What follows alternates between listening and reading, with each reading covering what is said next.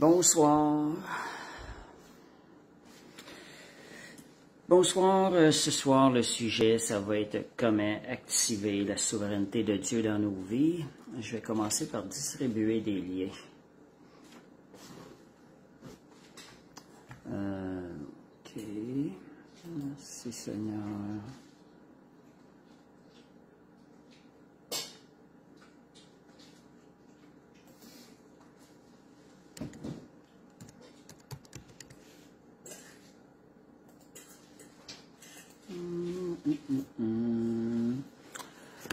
Petit instant.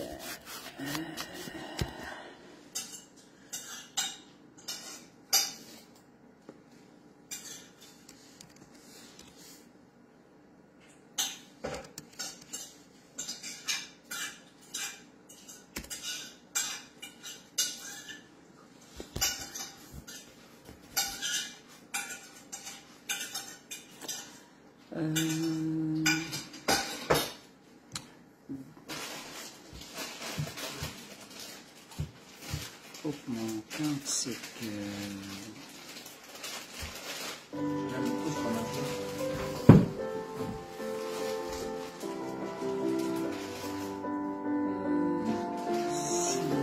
T'as bien la chemise avec le chandail jaune de bière aussi?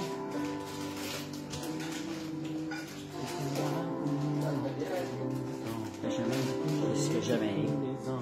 Je suis sur vidéo. Et je prends plaisir à savoir que pour mes vainqueurs, mon secours et mon défense, mon ami et mon sauveur, à ta grâce je dis adorer.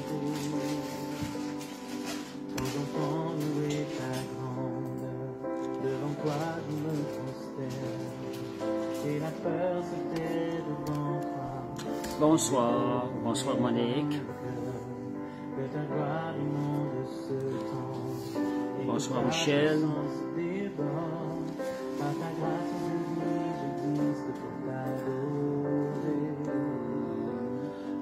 Je vais distribuer des liens entre-temps que les gens se joignent.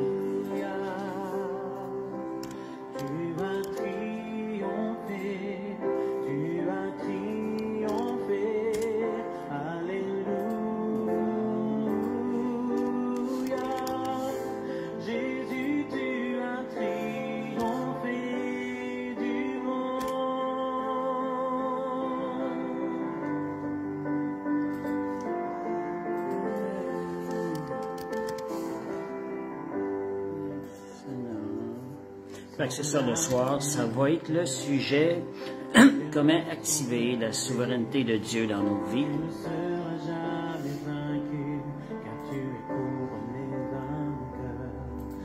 Jésus, tu es le Messie, l'espérance du monde entier. Par ta grâce, je dis, c'est ça.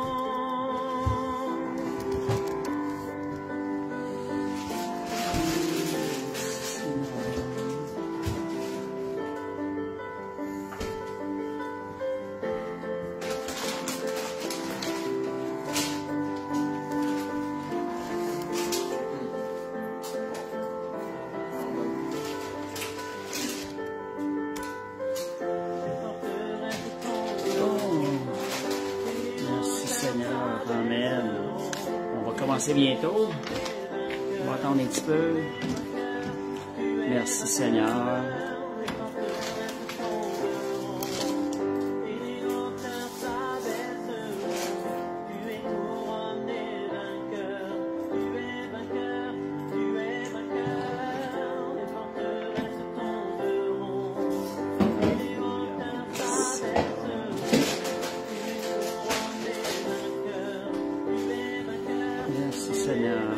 Bonsoir. On va arrêter la petite musique. Merci Seigneur. Bonsoir tout le monde. On va commencer notre petit enseignement. Jamais il y a beaucoup de bruit. OK. Oui, j'ai un gros chat qui fait beaucoup de bruit. Fait que, merci Seigneur. Amen. Fait que l'étude de ce soir, c'est comment activer la souveraineté de Dieu dans nos vies. Sujet, je pense, qui est important. Ça peut changer des fois notre façon de servir le Seigneur, si on comprend bien ça. On comprend, on pense que des choses... Juste un instant. Alléluia. Merci Seigneur. Bon, OK, c'est ça. Fait que, comment activer la souveraineté de Dieu? La souveraineté, si on regarde le mot souveraineté, je vais quand même regarder un peu, on va s'installer un peu. La souveraineté de Dieu, c'est le mot souveraineté, si on regarde un peu, comment on peut définir ça. C'est bon de s'arrêter pour comprendre davantage ce point. Et c'est le pouvoir, c'est un pouvoir qui l'emporte sur les autres. Le dictionnaire disait ça. Donc, prééminent en autorité et en puissance. Ce sont des choses vraiment qu'on peut attribuer à Dieu, notre Père. Bonsoir Lisa. Et le mot souverain, c'est ça. C'est...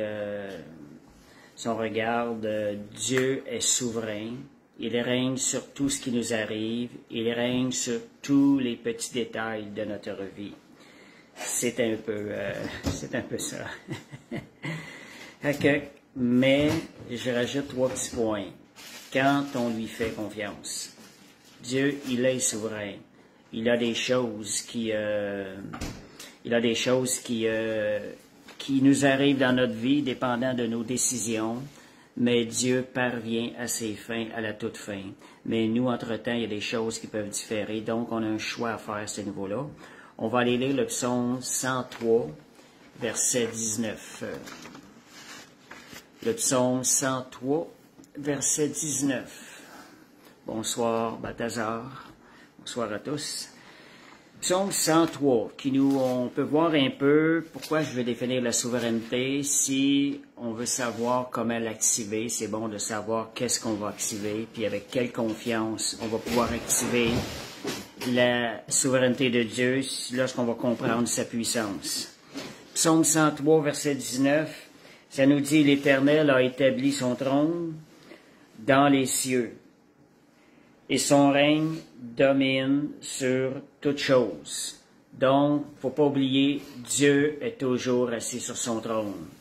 Et il gouverne toujours avec puissance. Donc, on peut se confier en lui, on peut lui faire confiance, on peut s'adresser à lui avec confiance. Et on a aussi le psaume 66, verset 7. Psaume 66, verset 7. Amen. Donc, ça nous dit, le psaume 66, verset 7, sont des points de base pour avoir un bon fondement sur la souveraineté de Dieu. 66, verset 7. OK. Donc, il domine éternellement par sa puissance. Ses yeux observent les nations. C'est ça. Donc, Dieu domine avec puissance et ses yeux observent les nations. On a aussi où ce qu'on voit, on mentionnait le psaume 150, que louer Dieu dans l'étendue de sa puissance. Donc, il est bon de connaître l'étendue de sa puissance. Merci Seigneur, l'immensité de sa grandeur. Dieu est grand. Merci Seigneur. Donc, on disait que Dieu est souverain. Il règne sur tout ce qui n'arrive. Il règne sur tous les détails de notre vie. 3 petits points, quand on lui fait pleinement confiance. Parce que Dieu ne se réjouit pas du mal, il ne se réjouit pas de l'injustice. Donc, Dieu le Père, Dieu le Fils et Dieu le Saint-Esprit sont par nature souverains. Ils sont tout-puissants et ils règnent. Ils contrôlent l'univers. Ils contrôlent l'univers de façon directe parfois et indirecte parfois par des causes secondaires parce que Dieu ramène les choses dans le bon sens. Dieu change le mal en bien. Dieu peut utiliser le mal et le changer en bien pour en arriver à ses desseins. Et donc, de façon indirecte, quand je disais, car Dieu qui est saint ne peut être à l'origine du mal ni du péché. Donc, si on regarde Genèse 50-20, l'histoire de Genèse 50-20, c'est à la toute fin de la situation avec Joseph, ce qui est arrivé. Ses frères l'avaient vendu, ils voulaient même le tuer, le laisser dans un fond de puits, le laisser mourir là. Mais finalement, ils l'ont vendu, leur frère, pour s'en débarrasser, le fils préféré de son père Jacob. Et de cette situation-là, Dieu a utilisé la situation, il a changé le mal, il a changé les désirs meurtriers de ses frères en bien. Pour quelle raison? Parce que Joseph a su mettre sa confiance en Dieu. Et je crois que Joseph a su croire en la souveraineté de Dieu. Je pense que Joseph n'avait jamais arrêté de croire dans sa souveraineté de Dieu. Sûrement qu'il y a eu des doutes parfois, mais je crois que ses yeux ont constamment dit « Seigneur, ça ne peut pas être toi, Seigneur ». Et c'est ce qui a fait que Dieu s'est permis à Dieu de changer le mal en bien. C'est ça les petits points que je parlais. Oui, Dieu règne sur beaucoup de choses, mais quand on lui fait confiance, le moindre petit détail de notre vie, Dieu le change en bien quand on lui fait confiance. Parce que juste pour vous rappeler que le titre, c'est « Comment activer la souveraineté de Dieu dans nos vies ». Donc, on a quelque chose à faire qui va permettre à la bonté de Dieu, à l'amour de Dieu, à la grâce de Dieu de se manifester dans nos vies. Des choses qu'on va permettre à Dieu d'activer sa volonté dans notre vie, sa souveraineté, ce qui est bon, agréable et parfait pour nos vies. Donc, on va aller lire Ésaïe 46, verset 10. Amen. Il faut persévérer. Merci Seigneur. Amen. Ésaïe. Donc ça, Ésaïe, c'est ce que je disais tantôt, Genèse 50-20, c'est vraiment un verset là, qui est puissant à méditer, qui nous montre un peu comment le Seigneur il est, ce qui n'est pas naturel. Dieu change le mal en bien. Ésaïe 46, 10.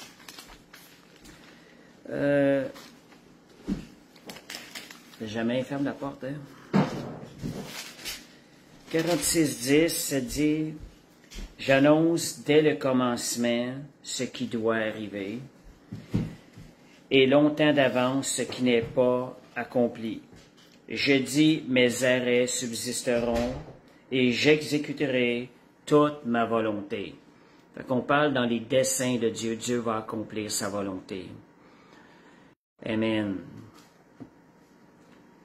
Merci Seigneur. On va voir ça aussi que le diable, dans la souveraineté de Dieu, le diable devient contraint de servir le plan de Dieu.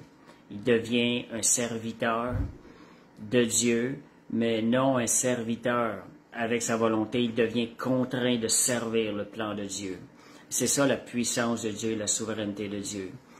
Donc, 3 points pour décortiquer la souveraineté de Dieu. Si on va dire, Dieu se doit d'être omniscient, omnipotent et omniprésent.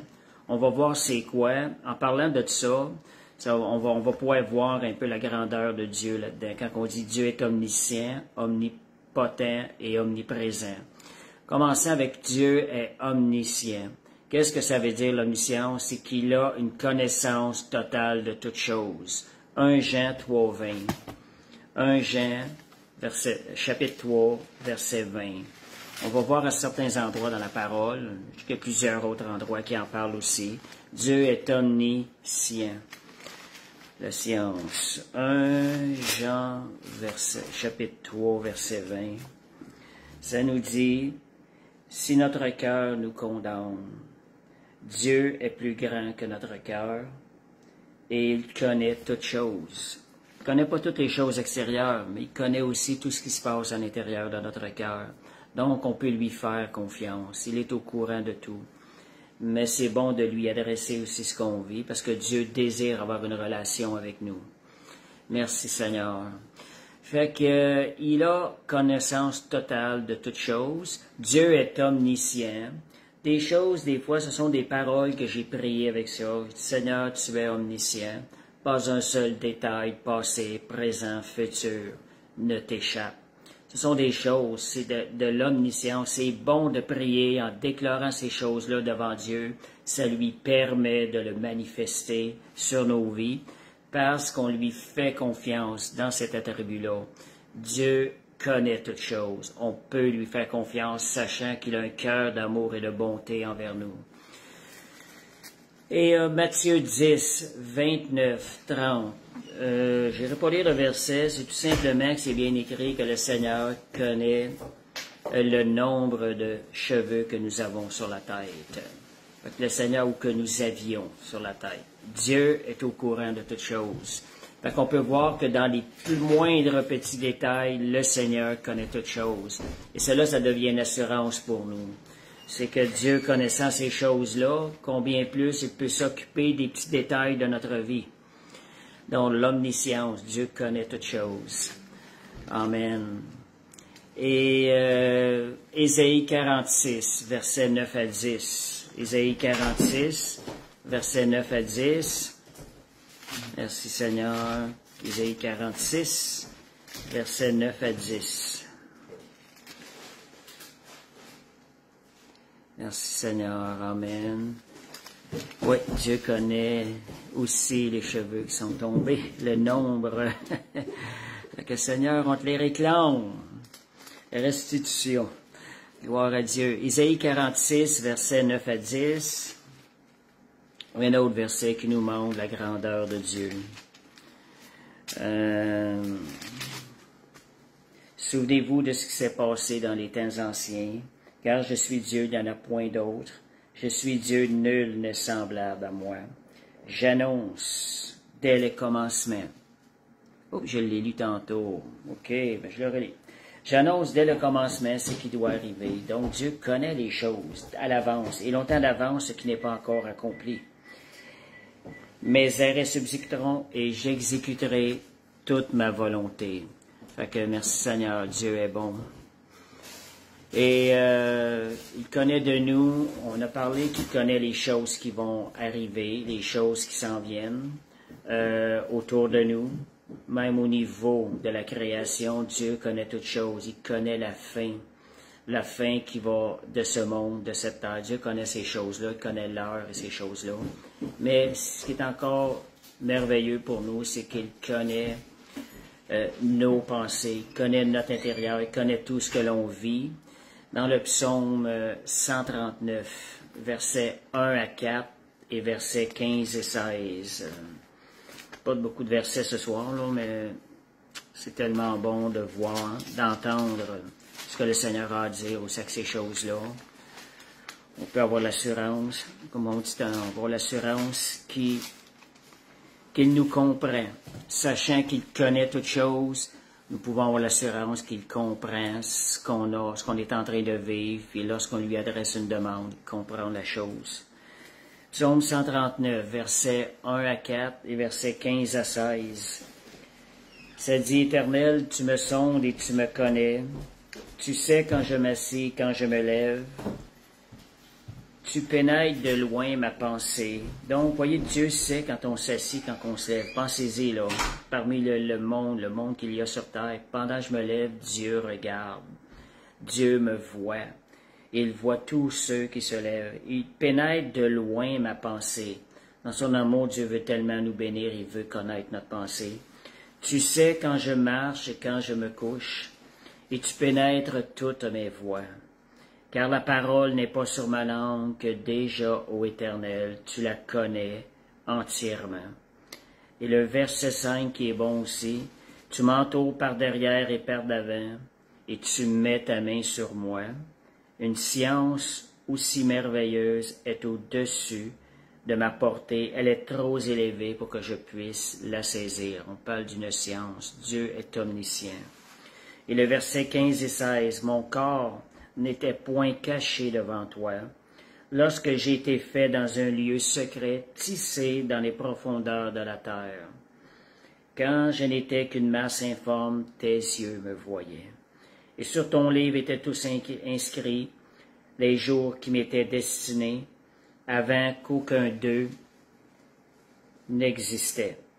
Fait que vous voyez la profondeur de Dieu. Si Dieu peut nous connaître à ce point, combien peut-on avoir l'assurance que lui sait ce qui est bon pour nous, ce qu'il y a de meilleur pour nous, et combien devons-nous lui faire pleinement confiance dans les choses de la vie?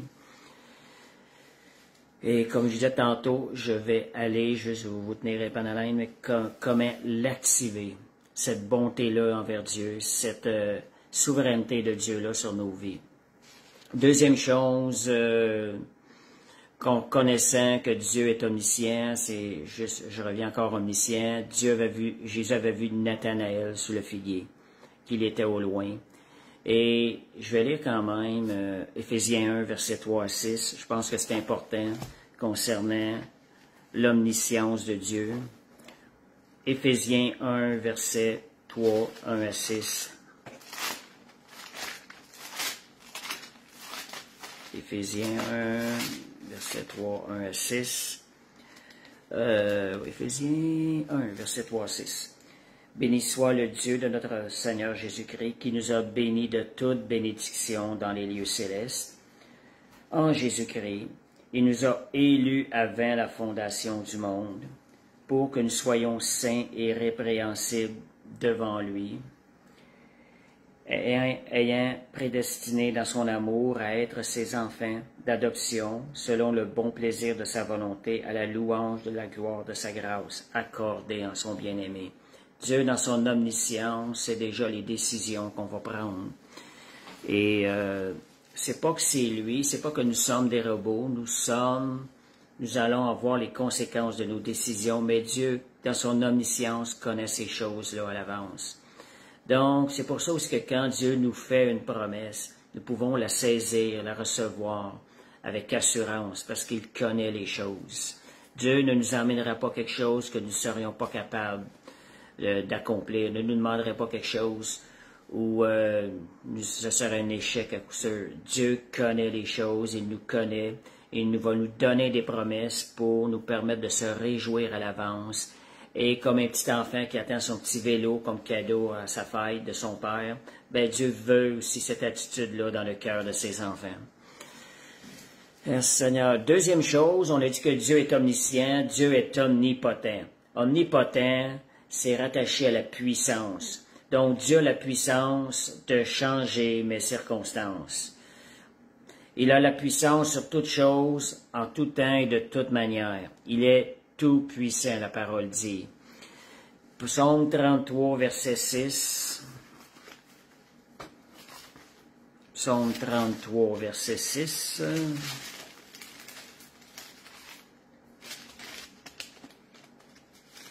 Merci Seigneur. Ça dit, j'ai été... 33, verset 6.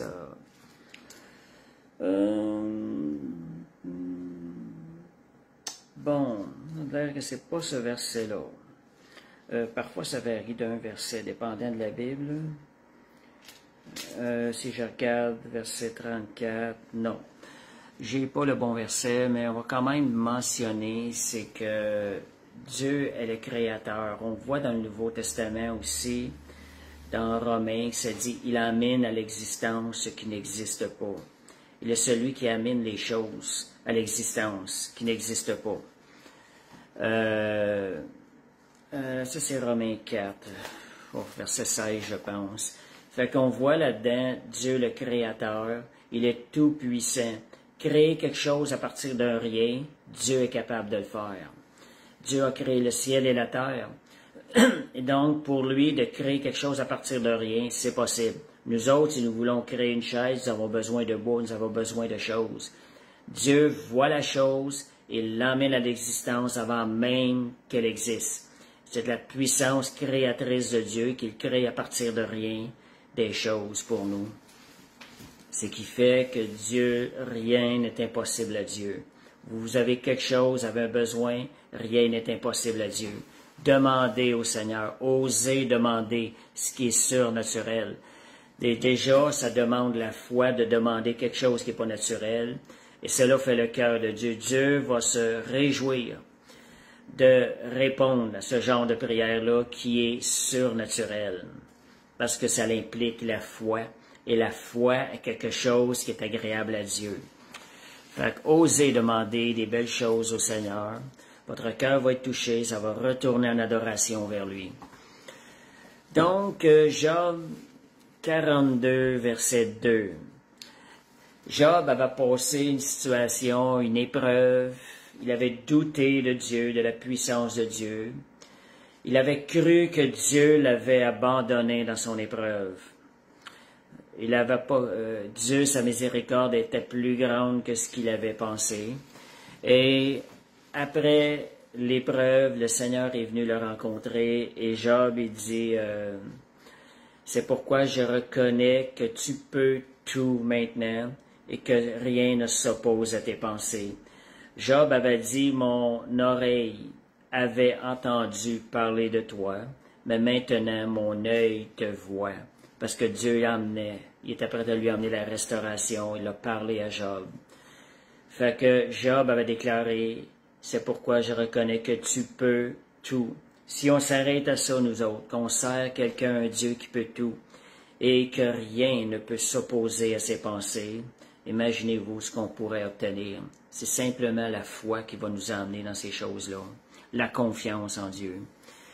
Et de même, étant des enfants de Dieu, Dieu qui peut tout, nous, lorsqu'on laisse Jésus, qui est souverain, se manifester à travers nous, nous pouvons dire comme le verset dans Philippiens 4.13, je puis tout par celui qui me fortifie, par celui qui est souverain en moi.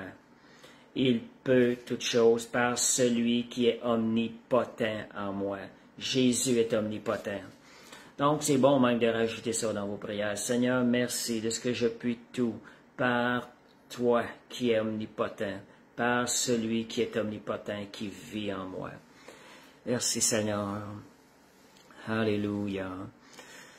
Donc, Jésus a guéri.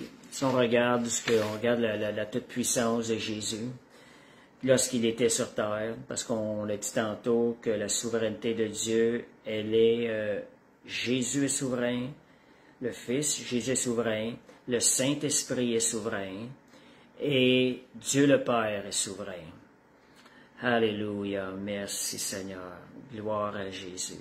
Mais Dieu connaît toutes choses, ce qui fait Dieu a un plan pour l'humanité. Gloire à Dieu. C'est un bon plan. Fait que, merci Seigneur.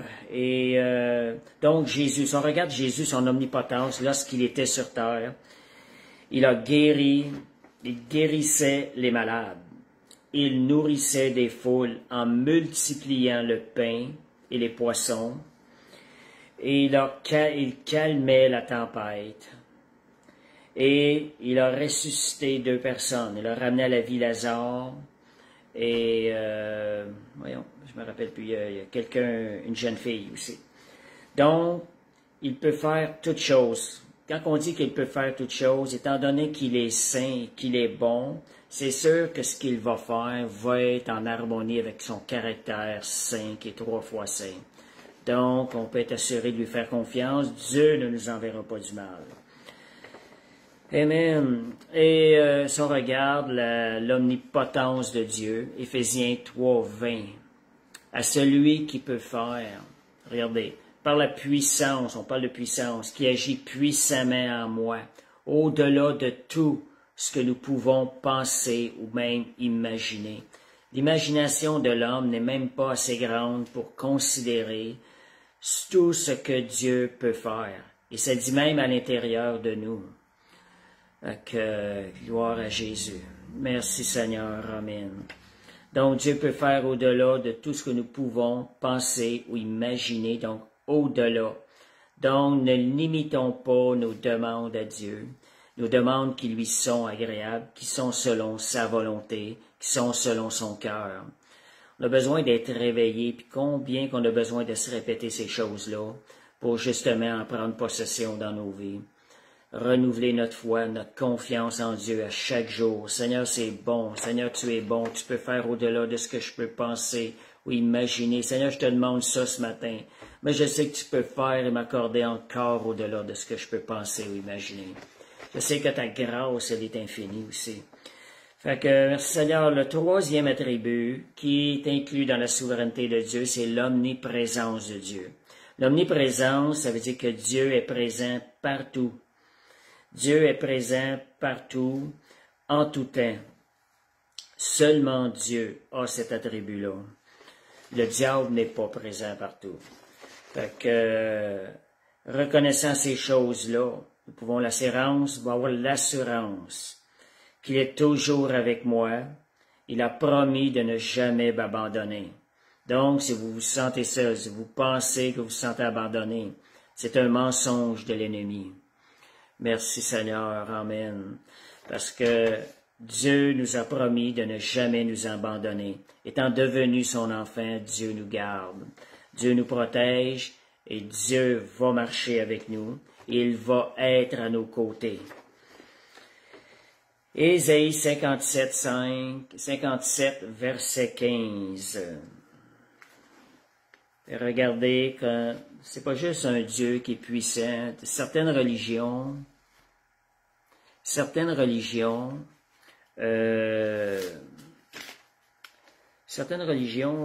vont parler d'un Dieu comme étant un Dieu puissant, mais d'un Dieu qui est terrible dans le sens.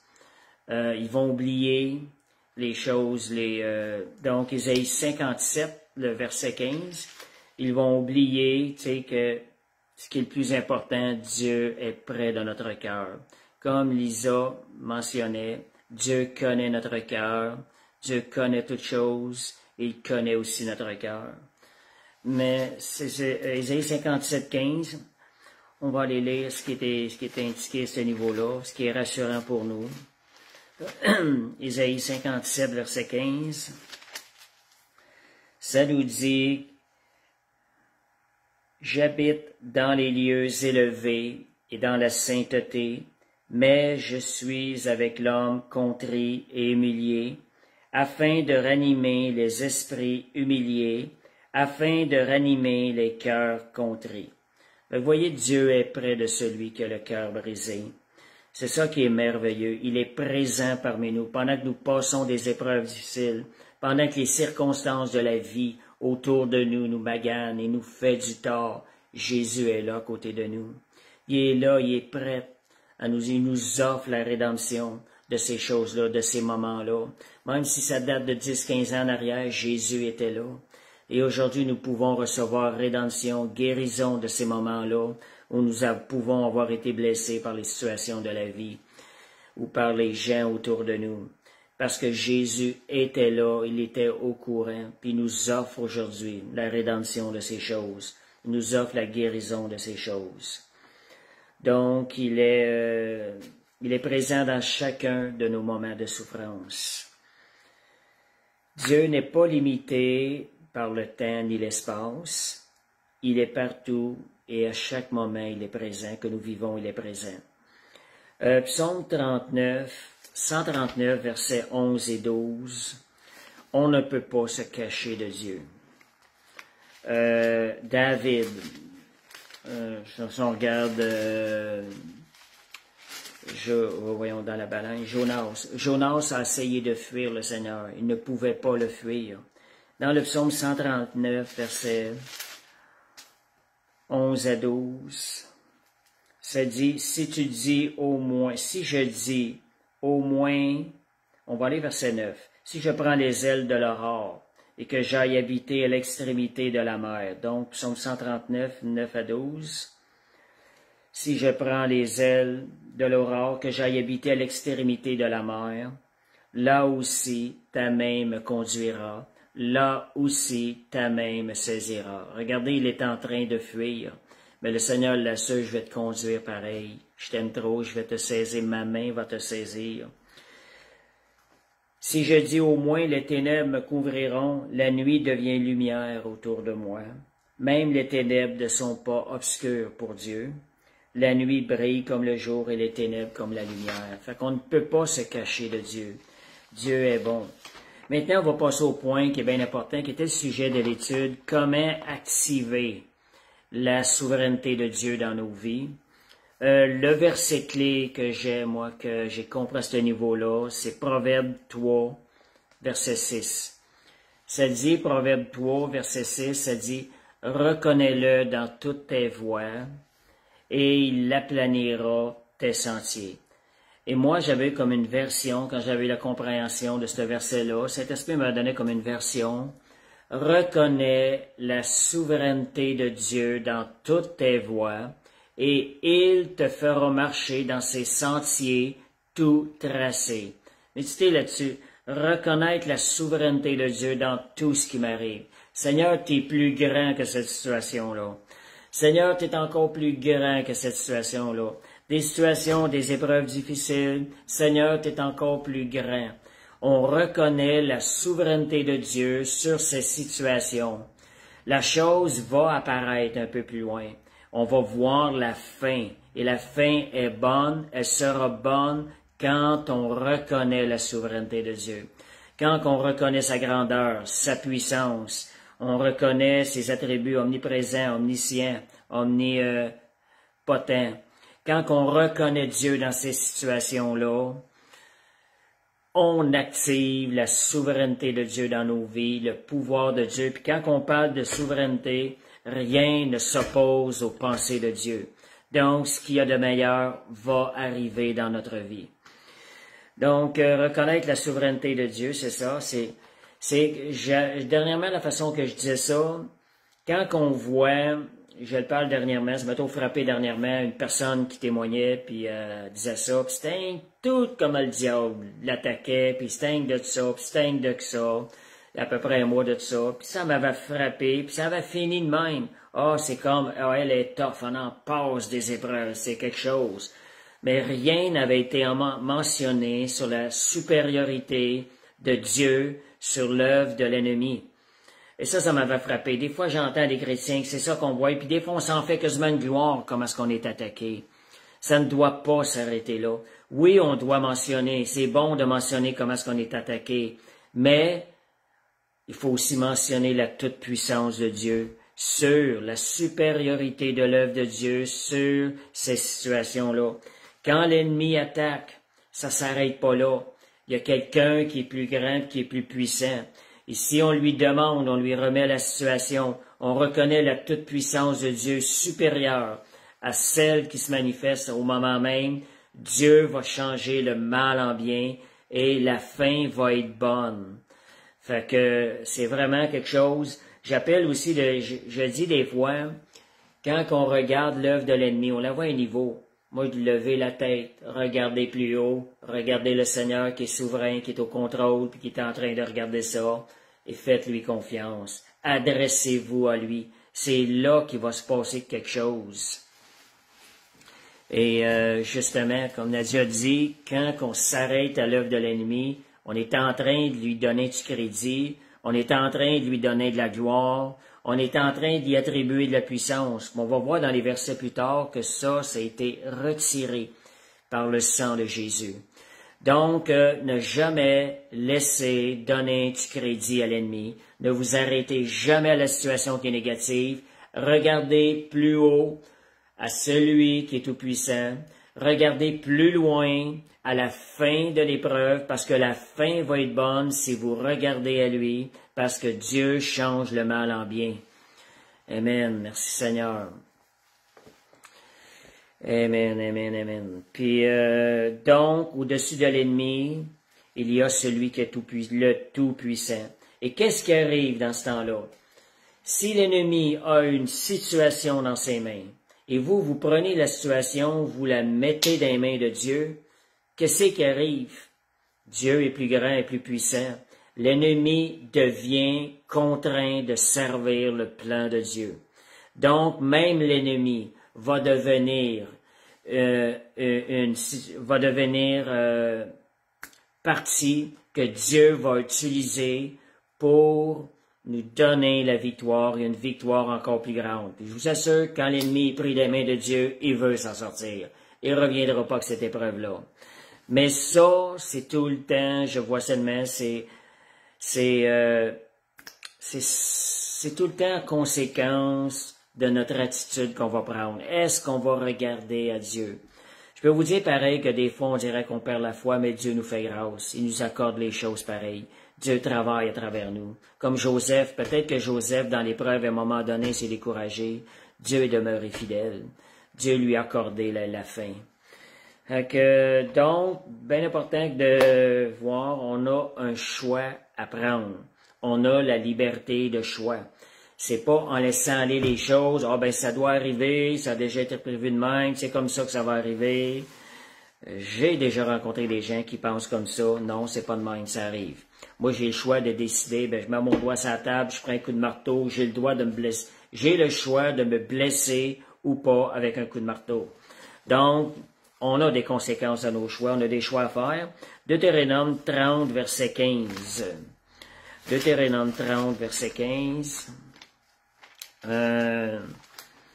Deutéronome 30, ça nous donne, voyons ce qu'il est, Deutéronome 30, verset 15. Et je vais aller un petit peu plus vite. Ça nous dit, voici, je mets aujourd'hui devant toi la vie et le bien, la mort et le mal. La vie, c'est bizarrement écrit là. La vie et le bien, la mort et le mal. Donc, c'est un choix. Dieu met devant nous des choix. C'est à nous de choisir, nous allons hériter des conséquences aussi. Et deux manières de voir des situations aussi, en regardant l'opposition et en élevant l'œuvre de Satan, ou en regardant ce que Dieu est en train de faire dans cette situation et comment il va se glorifier. Donc, on peut parler d'une situation qui peut sembler négative, on peut l'avoir de deux façons. À regarder comment l'ennemi, il est puissant, puis il est en train d'agir là-dedans. On peut en parler, mais il faut aussi regarder comment le Seigneur est en train d'agir là-dedans. Dieu, oh Seigneur, toi tu es encore plus grand que ça. Seigneur, l'ennemi devient contraint à servir le Dieu. L'ennemi n'aime pas ça, là, quand on est en train d'élever Dieu encore plus puissant. On est en train de mettre Dieu au-dessus de la situation et Dieu va utiliser la situation pour sa gloire et pour le bien. Donc, la même chose quand on passe des épreuves. Faut pas parler seulement de notre misère et de l'œuvre de l'ennemi. Parler de la solution qui est en Jésus. On est en train de passer une épreuve. Sortez des versets qui vont déclarer notre victoire sur cette épreuve-là, parce que la Bible dit, celui qui est en nous est plus grand que celui qui est dans le monde. Le diable est dans le monde, celui qui est en nous est plus grand. On a en nous celui qui est plus grand, et lorsqu'on lui fait confiance, lorsqu'on déclare des choses, on proclame la victoire, ben l'ennemi devient contraint de se soumettre à la parole de Dieu. Et donc, Jésus, c'est celui qui a vaincu l'ennemi. Il l'a vaincu. Donc, tendez plutôt à parler de ce que Jésus est en train d'accomplir et de ce qu'il va accomplir, plutôt que de l'œuvre de l'ennemi dans vos épreuves. Déclarez la souveraineté de Dieu. Prenez le verset Romains 8, 28. Premier verset qu'on me faisait déclarer quand je suis devenu avec des frères et des sœurs. Toute chose concourt au bien de ceux qui aiment Dieu. C'est un verset qui est puissant. Voyez la souveraineté de Dieu à travers ce verset-là. Dieu a la puissance de faire concourir toutes choses pour notre bien et pour sa gloire. Et donc, aussi le point, on dit on regarde plus haut, regardez aussi plus loin. Joseph a probablement regardé à la fin. Dieu lui avait donné des rêves. Je crois que Joseph a regardé plus loin. Il n'a sûrement pas oublié ses rêves. Il y avait sûrement une pointe d'espérance, des petites lumières des fois qui jaillissaient dans ses pensées, et d'espérance qui disait, Seigneur, tu vas accomplir ces choses-là. Donc, Joseph a su regarder plus loin, un moment plus loin, et Joseph a su regarder à la fin de l'histoire. Donc, regardez la fin des choses, car la fin est toujours bonne pour les enfants de Dieu qui se confient en lui. Jésus a tout accompli pour nous à la croix. Quelle attitude doit-on avoir pour activer, qui va aider à activer la souveraineté de Dieu? Philippiens 4.4, ça nous dit « Réjouissez-vous toujours dans le Seigneur. Je le répète, réjouissez-vous. » Comment peut-on se réjouir si on est dans la misère? Mais c'est en regardant plus loin et en regardant qui Dieu est dans sa souveraineté, dans sa bonté, dans sa puissance. Alors, ça là va nous permettre, on va avoir cette assurance-là, Seigneur, ça c'est pas la fin. Ce que je suis en train de vivre aujourd'hui n'est pas la fin. Toi, Seigneur, tu vas m'accorder une bonne fin. Donc, et de dire, cette opposition-là n'est que temporaire. Parce que comme je disais tantôt, lorsqu'elle est remise dans les mains de Dieu, Dieu travaille à changer le mal en bien.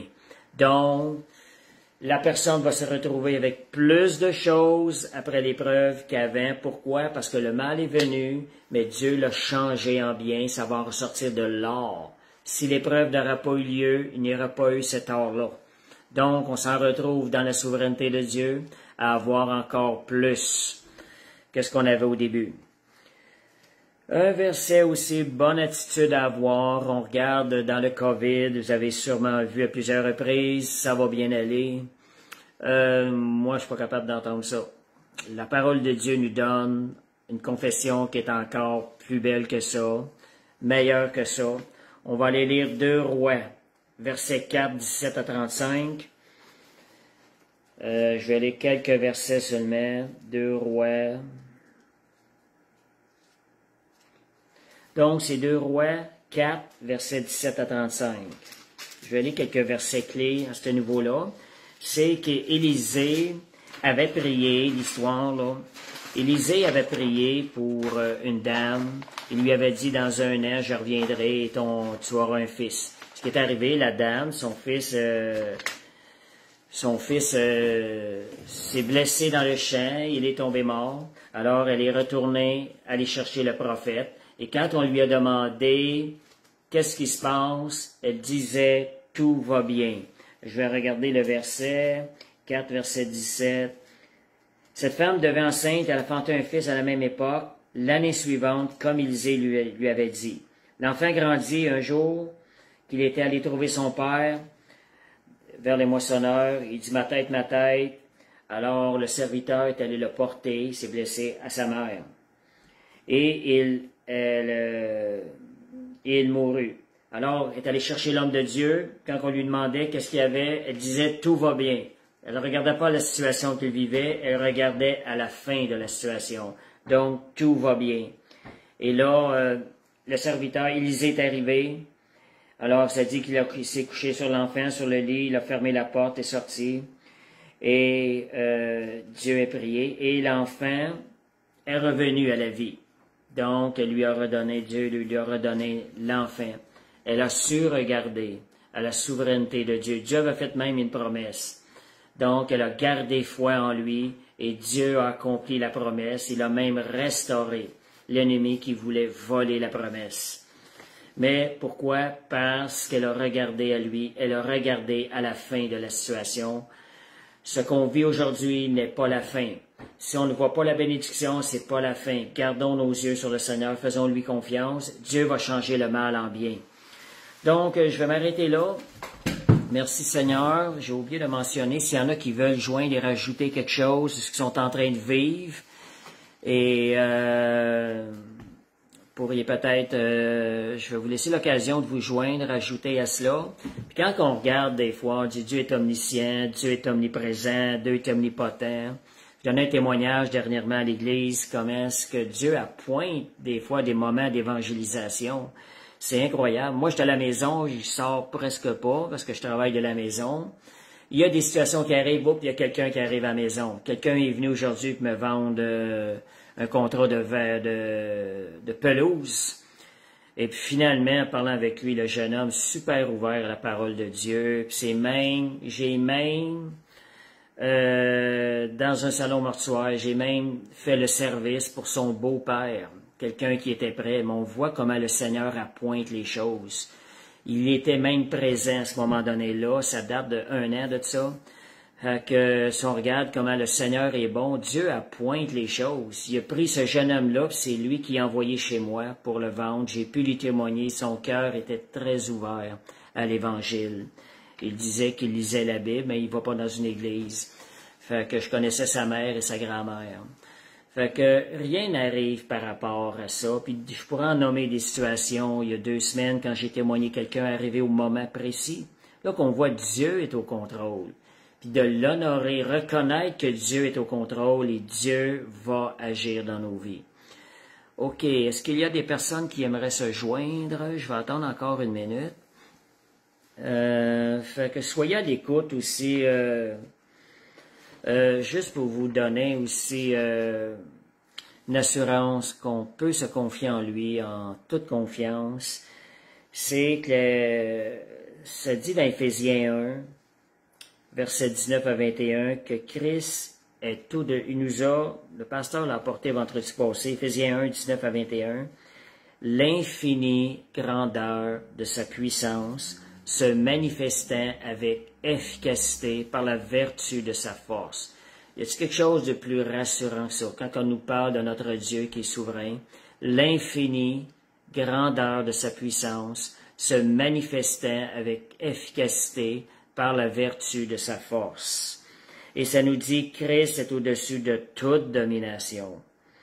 Dans le siècle présent, ça veut dire, même ici-bas, pas juste lorsqu'on va mourir. Dans le siècle ici-bas, Christ est notre chef, il règne. Fait que, merci Seigneur. Donc, j'ai pas de demande, donc on va clore la soirée. Merci Seigneur pour sa grâce, son amour infini, sa puissance infinie qu'il nous a donné à nous comme enfants de Dieu. Père Céleste, on veut te remercier pour le privilège de te connaître, Seigneur. C'est toi qui es venu vers nous, Seigneur, dans ta bonté, Seigneur. Tu as vu nos cœurs. Te remercions, Seigneur. Merci de nous révéler qui tu es, qu'à chaque jour, Seigneur Dieu, tu ouvres notre intelligence et notre esprit à voir la grandeur de qui tu es, afin que notre confiance en toi soit toujours de plus en plus grande et que nos vies puissent te glorifier encore plus. Merci pour ta parole, Seigneur Dieu. Merci pour ton amour et ta grâce infinie. Merci de ce que tu es toujours là, près de nous. Tu ne nous abandonnes jamais, tu nous accompagnes à chaque moment, dans chaque situation. Père, nous venons bénir ton Saint-Nom ce soir. Merci pour le Saint-Esprit aussi. Amen. Merci Seigneur. Fait que merci Seigneur, je vais vous souhaiter, amen, vous souhaiter une bonne fin de soirée, une bonne fin de semaine. Amen.